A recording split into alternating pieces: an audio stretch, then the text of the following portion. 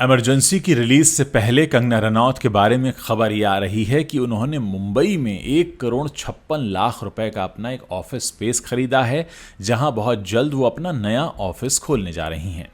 कंगना के पास मुंबई के बांद्रा इलाके में पहले से ही एक होम ऑफिस और रेजिडेंशियल अपार्टमेंट है। हालांकि खबरें ये भी आई थी कि वो उसे बेच रही हैं और कंगना के पास इस समय करीब 4-5 प्रॉपर्टीज़ हैं प्राइम लोकेशन पर, जिसकी कंगना मालकिन है।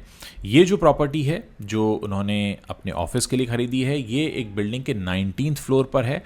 मीडिया रिपोर्ट्स बताती हैं कि आर्क 1 नाम की ये बिल्डिंग है, जिसके 19th फ्लोर पर ये जो प्रॉपर्टी है करीब 407 स्क्वायर फीट में है। और कंगना ने ये डील 23 अगस्त को की है और इसके लिए उन्होंने करीब 9.37 लाख रुपीस की स्टैम्प ड्यूटी भी चुकाई है। साथ ही उन्होंने 30,000 रुपये की रजिस्ट्रेशन फीस भी दी है। कंगना ने 2017 में मनाली में अपना एक आलीशान बंगला बनवाया था, जिस पर करीब 15 करोड़ का खर्च आया था।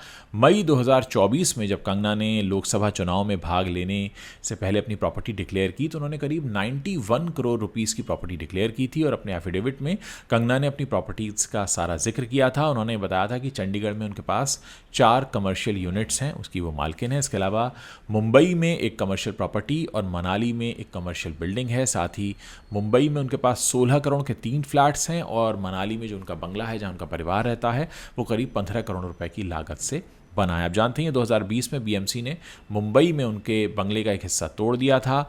पिछले साल उन्होंने इंटरव्यू में कहा भी था कि बीएमसी ने उनका बांद्रा के पाली हिल स्थित बंगले का कुछ हिस्सा 2020 में तोड़ दिया था। इसके लिए उन्होंने मुआवजे की मांग की थी, मगर अब उन्हें ये मुआवजा नहीं चाहिए।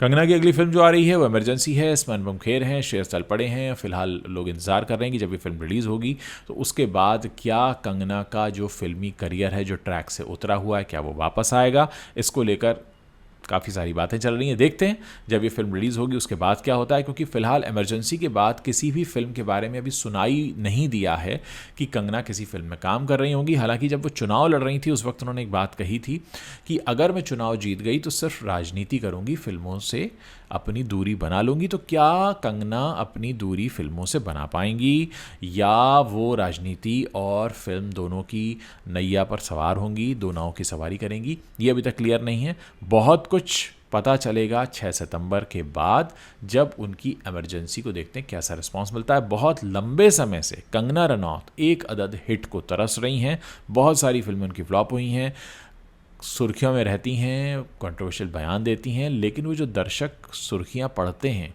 जो उन्हें सोशल मीडिया पर उनकी कंट्रोवर्सी को फॉलो करते हैं, वो दर्शक उन्हें देखने सिनेमा घरों तक नहीं पहुंचते। और यही कंगना के सामने एक बहुत बड़ा चैलेंज है कि उन दर्शकों को वो सिनेमा घर तक खींचकर कैसे लाएं। देखते हैं कंगना कामयाब हो पाती हैं या नहीं।